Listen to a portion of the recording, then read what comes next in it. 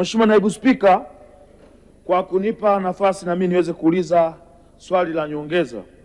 Kwanza kabisa naipongeza serikali ya awamu ya sita kwa kupitia Wizara ya Kilimo kwa kutuletea mradi wa bonde la Mto Rwiche ambao unaendelea pale, lakini kumekuwa kuna shida kidogo katika utekelezaji wa mradi ule kwa sababu unachukua maeneo ya watu na watu hawajalipwa fidia. Sasa nilikuwa namuomba Mheshimiwa Waziri, ili ni ombi langu la 4 na kuomba katika bunge hili, tafadhali naomba twende Kigoma ili nikakukutanishe na wakazi wanaomiliki maeneo ya Mto Rwiche, ukaongee nao wasikie kauli ya serikali.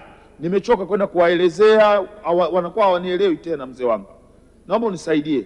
Asante sana, umeeleweka. Mheshimiwa Naibu Waziri. Asante sana Mheshimiwa Naibu Spika. Kwanza nimpongeze sana Mheshimiwa Clayton Chipando Baba Levo, mbunge wa Kigoma mjini. Nakiri kwamba amekuwa akinisumbua mara kwa mara kwenye simu, lakini na ofisini amefika zaidi ya mara 3 kufuatilia jambo hili, na ahadi yangu ni kwamba ni kufika katika lile eneo kuhakikisha kwamba tunapata ufumbuzi wa kudumu. Nimthibitishie tu Mheshimiwa mbunge, baada ya bunge hili tutaongozana mimi na yeye kuhakikisha kwamba tunakwenda kuwasikiliza wananchi na kupata ufumbuzi wa moja kwa moja katika eneo la bonde la Mto Rwiche. Asante sana Mheshimiwa Naibu Spika. Asante. Tunaendelea na swali linalofuata. Mheshimiwa Nancy Hassan Nyalusi, mbunge wa viti maalum, sasa ulize swali lake. Asante Mheshimiwa Naibu Spika. Mheshimiwa Nancy Nyalusi anauliza, je, kuna mpango gani kuwalinda wakulima wadogo wenye maeneo yenye uwekezaji mkubwa wa miradi ya umwagiliaji Mkombozi na Pawaga Iringa? Wakulima wadogo katika skimu ya umwagiliaji nchini, serikali kupitia Tume ya Taifa ya Umwagiliaji kwa kushirikiana na ofisi ya halmashauri ya wilaya ya Iringa inaendelea na zoezi la kutambua, kupima na kumilikisha ardhi kwa wakulima wadogo wenye mashamba katika skimu ya Mkombozi yenye ukubwa wa hekta 6,000 iliyopo katika tarafa ya Pawaga mkoani Iringa. Aidha, utekelezaji wake umefikia 50% na unatarajia kukamilika katika mwaka wa fedha 2026/27. Mheshimiwa Nancy Hassan Nyalusi, swali la nyongeza. Asante Mheshimiwa Naibu Spika. Tunaipongeza serikali kwa hatua ambazo mmeendelea kuzichukua za kuanza kufanya urasimishaji. Katika zoezi la urasimishaji, je, wananchi wazao wamepewa kipaumbele gani katika eneo hilo? Mheshimiwa Naibu Spika, katika kuwalinda wakulima ni pamoja na kuhakikisha kwamba kuna masoko na bei nzuri ya mazao. Je, ni lini serikali itaanza kununua mahindi ya wakulima? Mheshimiwa Naibu Waziri, majibu. Asante sana Mheshimiwa Naibu Spika. Nimpongeze sana Mheshimiwa Nancy Nyalusi, mbunge wa viti maalum mkoa wa Iringa, kwa maswali yake ya msingi yenye faida kwa wananchi wa mkoa wake.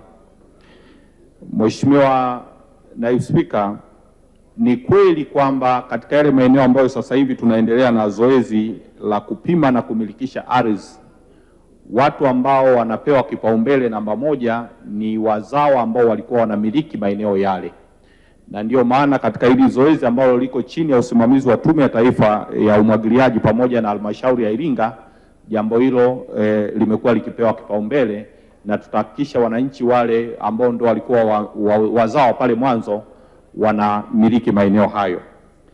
Lakini swala la pili ni kuhusu lini NFRA itanunua mahindi, ambayo tunakiri kwamba mwaka huu uzalishaji umekuwa mkubwa sana hapa nchini.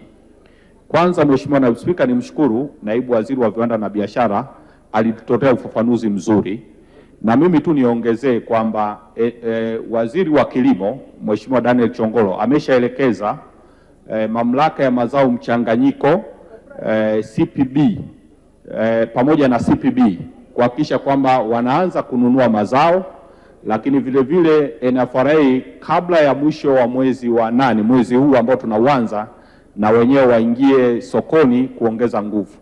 Lakini pamoja na maelekezo hayo, nitoe rai kwa wananchi. Tumeshasikia taarifa zimetolewa na mamlaka za hali ya hewa nchini pamoja na duniani kuhusu uwepo ama utabiri wa mvua za El Nino katika mwaka huu. Manake kama kukiwa na El Nino, manake kutakuwa na changamoto katika uzalishaji, na kama kutakuwa na changamoto katika uzalishaji, manake tunaweza tukawa na hatari kubwa ya uwepo wa njaa katika mwaka unaofuatia.